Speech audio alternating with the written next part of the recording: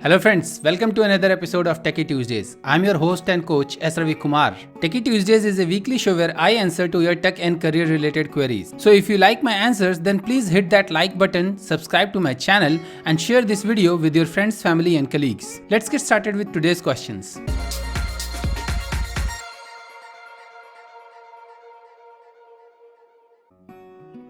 Today's first question is asked by Supriya. She's asking, do companies actually look at your GitHub or care if you code on your own time?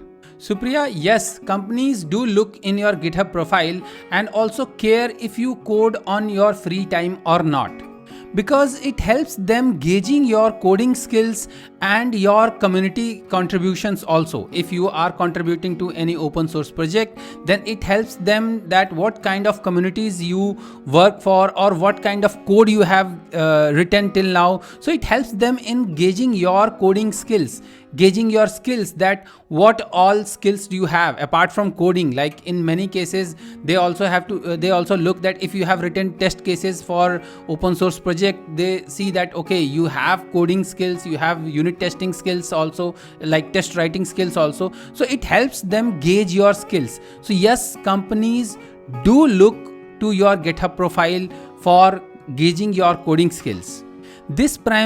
Companies look into this primarily when hiring a new candidate. So when you are applying for a job and companies see that okay, you have in your resume you have mentioned that you are contributing to open source or you have a GitHub profile, most of the time the interviewer see that okay, what kind of code you have written, what kind of projects you have worked on, and it helps them gauge your skills during the interview also, that they check that whatever you have written there or whatever you have written on your GitHub profile, is it really what you have done, or it is just you have forked someone else code, copied it in your profile and showed it that okay, you are contributing to that project. So basically it helps them gauge your skills.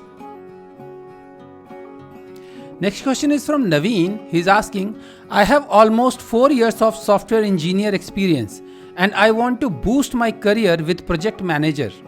Which path should I take? Should I go with PMP certification or any other course? Please guide. Naveen, in my opinion, you should first focus on improving your skills rather than getting certifications.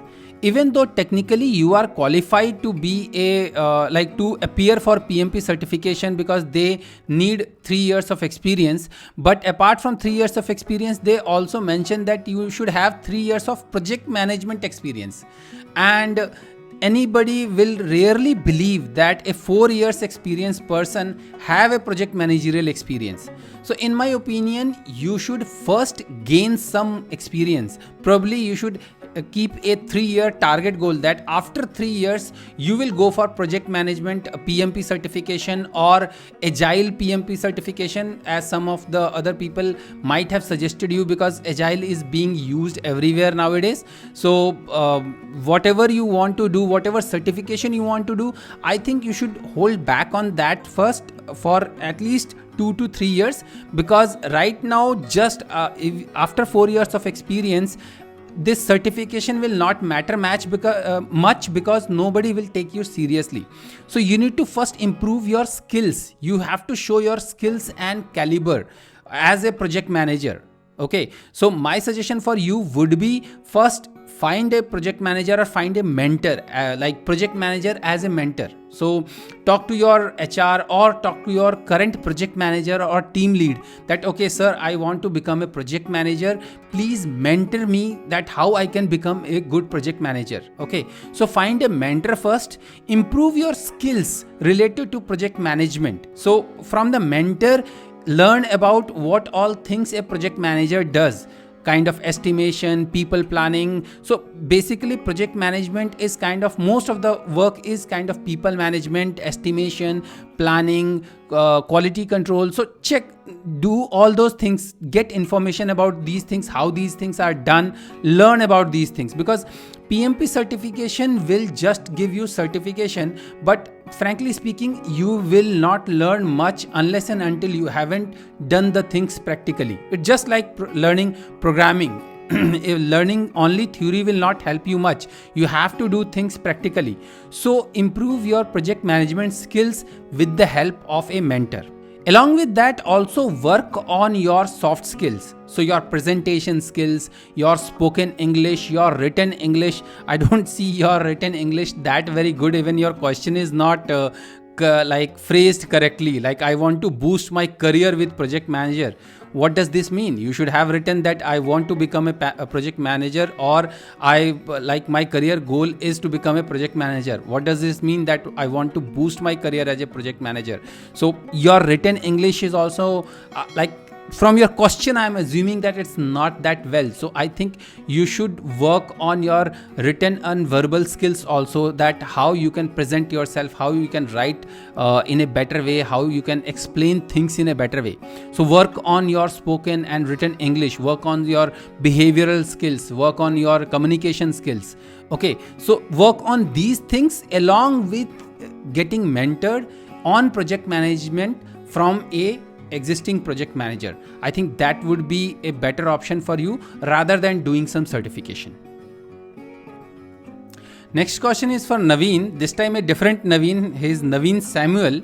His question is, which technology should I learn next?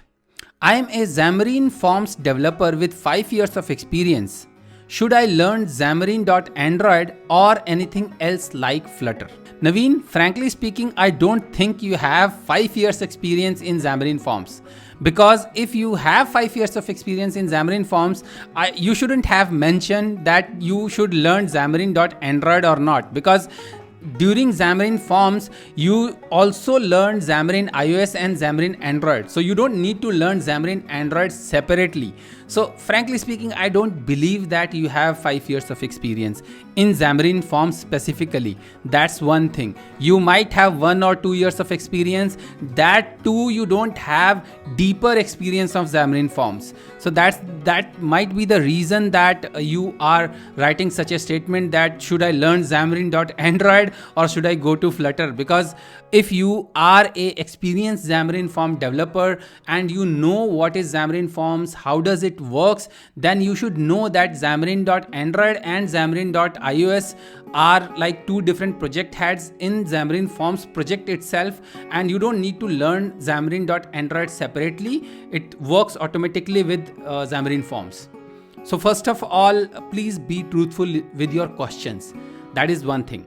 Now about what you should do next. So in my opinion, you should get first clear on .NET technologies itself, because you know Xamarin Forms. So at least I'm assuming that even if you don't have 5 years of experience, even if you have just 2-3 years of experience in Xamarin Forms and you just know how to create Xamarin Forms application, you must be knowing what is XAML, how is C# syntax, how does it work, and all those things. So in my opinion, you should stick to .NET technologies. You should learn more about .NET technologies, like how does .NET Core work, what is there in .NET 5, and how you can create other kind of applications using .NET technologies, like how you can create Windows application, how you can create WPF application. I think creating WPF application or creating UWP application will be much more easier for you, because you already know XAML syntax because of Xamarin Forms.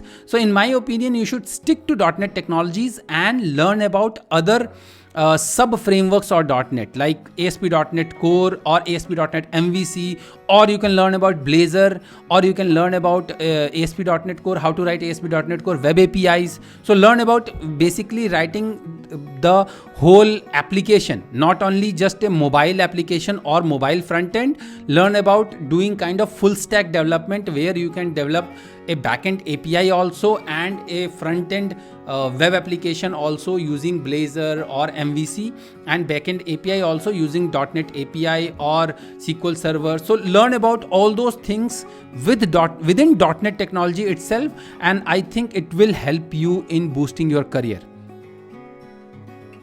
Next question is from Harsha Swami. He's asking, I'm not interested in coding. Currently working as a software developer. I'm looking for a job which is secured and less stressful. I'm 26. What should I do?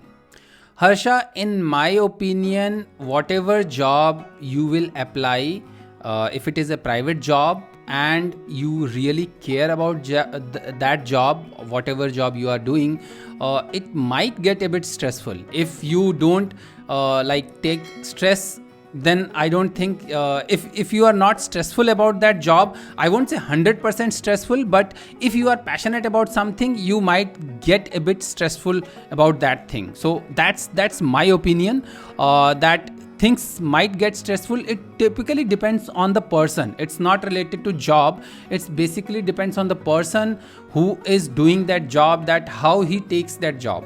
So like whether he takes it, how he takes it, whether he feels stressful or not, it's primarily on the person. It has nothing to do with the job.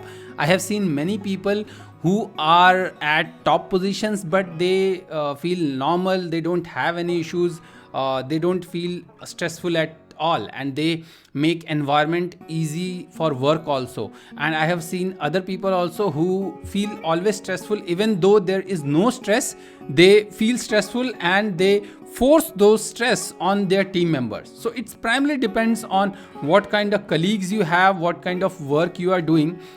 Specifically job has nothing to do with it, especially IT job or development job has nothing to do with it. In my opinion, you should either change your project or change a company. That is one thing. But since you said that you don't like coding and you are still just 26, so in my opinion, I think you can also try for government jobs, because 32 is, I think, cutoff age for government jobs. So you should prepare for bank PO, or you should prepare for IAS, IPS, those kind of things you can prepare. If you have money, if you have time, you can prepare for those jobs. And even though I think those jobs might also get stressful if you don't get proper colleagues there, or you don't get helpful colleagues there. So you have to think about yourself, that how to cope up with stress rather than changing the job. That would be my suggestion. But if you want to change less stressful job, then I think you can go for government jobs, prepare for government entrance exams, interviews, and then you can try out that. But I think preparation and trying out that would also be stressful for you. So in my frank opinion, I think you should change your project, or consider a psychiatrist to get a help, that how you can get out of that stressful situation. Next question is from Harshit Singh. He's asking, can I become a good programming in 2-3 years if I have done a diploma in mechanical and now I'm doing a BTech in computer science and IT? Harshit, you are already doing a degree course in computer science and in IT, that is BTech in computer science in IT. So I think you are kind of, you have kind of minimum qualification of becoming a programmer. Now, do you become, or can you become a good programmer or not? That primarily depends on you, that how well you work in your engineering, how well you learn in your engineering course or in your BTech course. So it primarily depends on yourself. It has nothing to do with your diploma in mechanical, because that is a thing of a past. It has nothing to do with your programming skills, because you are already doing BTech. So if you are doing BTech, and if you seriously do BTech, if you seriously learn about programming, then why not? Yes, you can become a good programmer in 2-3 years, but it 100% depends on you. And it has nothing to do with your mechanical diploma. So forget about that mechanical diploma. Focus on your BTech degree, whatever BTech degree you are doing, whatever you are doing BTech in computer science and IT. So focus on the subjects which are being taught in your BTech in computer science and IT, and try to become the best in that. Then I think, of course, you can become a good programmer in next 2-3 years when your BTech is completed. Next question is from Sanjesh Kumar. He's asking, I am new to Microsoft Azure. What are the important topics that one can learn in Azure? Sanjesh, I can assume for your question itself that yes, you are new to Microsoft Azure, because there are many topics in Microsoft Azure and you can't say that what are the important topics to learn about Microsoft Azure. To be very frank, I think if you are talking about passing an interview, you should just focus on the things which are being being used in your day-to-day life as a developer. So let's say you are a .NET developer and you are using Microsoft Azure. So as a .NET developer, I personally use Azure DevOps more, because apart from that I don't use Azure IaaS, that is infrastructure as a service. Rather than that, I use Azure platform as a service, that is PaaS services, which are like app service I use or database service I use. So those kind of services I use. So it primarily depends on what kind of work you are doing or what kind of work you are going to do in future. Okay, so if you are preparing for Azure or if you are learning Azure in order to get a job, in my opinion, you should first see that what kind of job you are targeting. Okay, if you are a developer right now, then I don't think that you have learned much. You have to learn much about Azure. You have to see that thing, how we can implement that thing in Azure. So for example, if you are a web developer, so you just have to learn about how to deploy that application on Azure, how you can do it by using CI/CD, or how you can do it directly, or what all Azure services help you do that. Okay, so you need to learn about that. If you are targeting for a DevOps guy job, then you have to know about all the DevOps process, how to create CI/CD pipeline in Azure DevOps. So you need to learn about that thing. Okay, so it primarily, the topic of Azure vary from what kind of job you want to do. Okay, and what your company goals are to use in Azure. Okay, so it primarily depends on those things. So nobody can tell you specific topics that okay, these topics you should do to become best in Azure. Nobody can tell you that.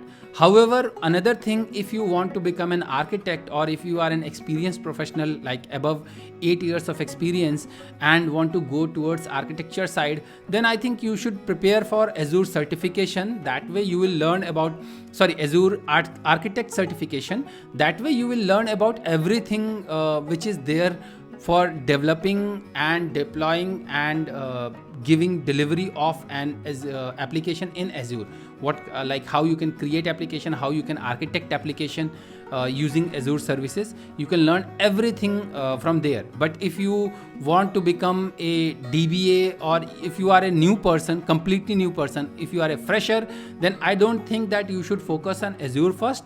You should focus on what you are doing right now and see what is the future there in what is there in future for that particular technology, what you are doing, not specific to Azure. Probably you should talk to your seniors that what you are doing, and then learn about those things. Okay, you can't learn there are no important topics in Azure, to be very frank. The importance of the topics changes based on company to company, person to person. Next question is from Sulabh Chokhani. He's asking, will front-end developers be in demand in 2021? Sulabh, we are only 42 days away from 2021. And right now also I see that front-end developers job is huge in demand. So I don't think that situation is going to change in just 40-50 days. Front-end developer job will be in demand, like Angular developer job or React developer job or Vue.js developer job.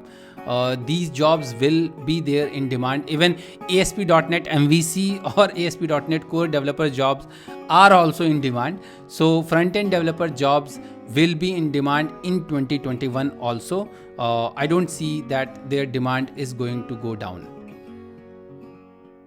Next question is from Ayush Tripathi. He's asking, I'm doing a BTech from the IT field and I'm good in web development. Is it necessary to learn Android development for the future? Ayush, no, it's not necessary to learn Android development for future. If you are good in web development, you should continue doing web development also. There are plenty of jobs in web development. Okay, so it depends on what web development technology you are learning or working on.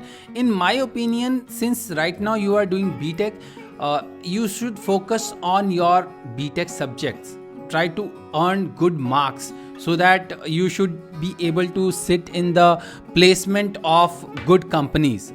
It primarily depend on your college also, but India is, India is more of a number driven industry. I would say Indian IT industry is more of a number driven in the IT industry. You can showcase that I have secure 90% marks or 99% marks in your college, or I think grading is done right now in BTech, so you can say that your CGPA is so and so. So focus on your subjects which are being taught in BTech, and if you are good in web development, that is very good. Keep on practicing that. Better, I would suggest, rather than practicing web development in isolation or creating website in isolation, that I have created a sample site. Many students do that they create sample sites and all those things. Frankly speaking, nobody cares that much about that. In my opinion, you should, if you know web development, you should contribute to some open source project. It will kind of help you as an internship also. It will help you as whatever knowledge you can gain from an internship in a company. Contributing to an open source project will give you similar kind of knowledge, because you will learn that how other people code, how people in industry code, because your sample sites, frankly speaking, nobody is going to see them. But if you contribute to an popular open source project or open source application, many people will notice that thing. It will be noticed by your prospective employers also. Okay, so if you are doing web development, if you think you are good in web development, in my opinion, you should contribute to some good web development, open source web development projects, so that it can help you in your career. Android development, learning Android development is not necessary. Next question is from Shyam. He's asking, does web developing have a scope, as today many websites companies help in creating a website without coding? Shyam, yes, web development have a future scope. I know you might be influenced by very low code and no code sites promotions done on YouTube and various social media platforms, that you can create a website with so and so tools so easily, but they all have small drawbacks. You can't, if you are creating an application, or if you are creating a product, or if you are creating doing something custom, then you can't do that using those tools. Those tools are for standard formatted tools. And again, if whatever they provide or whatever you create with them, most of them have like regular payment features, or you have to give them some royalty. Otherwise, they will keep their watermark, they will keep their names there. So it's not necessary. Everyone doesn't like that. Okay, so in my opinion, web development has scope. Of course, in future there is lot of scope about web development. That is one thing. Low code, no code tools will be there, and they will also flourish. But when it comes to customization, developer will be required for customizing that the product developed by that low code, no code tool also. So yes, web development has scope. Next question is from Sonal. She is asking, does MNC tag matter for a better future in career? Sonal, frankly speaking, it doesn't matter for better future in career, but it matters in salary negotiations. So if you are working in an MNC, or if you are working in a big brand, so it's considered that if you have got job in that brand, you already have clear the stringent hiring process of that brand. If some brand is popular for stringent hiring, or some brand is popular for doing stringent background checks, so those kind of things are kind of pre-understood by the other smaller companies, and they may give you better salary. So for salary negotiation, MNC tag of course matter. When you are coming from a large MNC and you are joining a mid-level company or a smaller company, yes, it's called as that you are kind of encashing that brand value. So that thing of course matter, but not in your long term career. You of course will get a bragging right. Like I get the bragging right that I was solution architect in HCL Technologies. Okay, so I that kind of bragging right of course you will get, but it won't help pretty much in long-term career. That okay, nobody is going to give me a chance if like in my current work nobody is going to give me a promotion because of I was a solution architect in HCL. Okay, so whatever career growth will happen, it will primarily depend on what kind of work I am doing and how is my current performance. So MNC tag will give you kind of a bragging right, plus it will give you a salary negotiation right, I would say.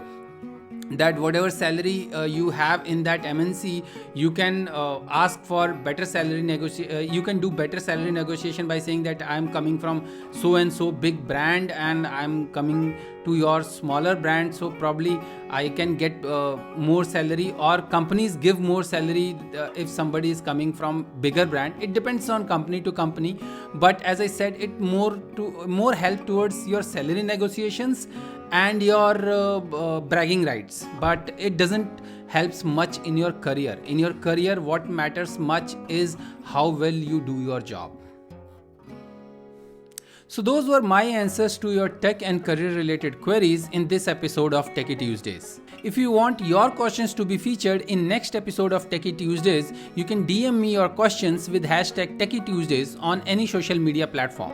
All my social media handles are Techie Rathor, which you can see here. I hope you like my answers, and if you like my answers, then please hit that like button, subscribe to my channel and share this video with your friends, family and colleagues. So until my next video, take care, bye bye.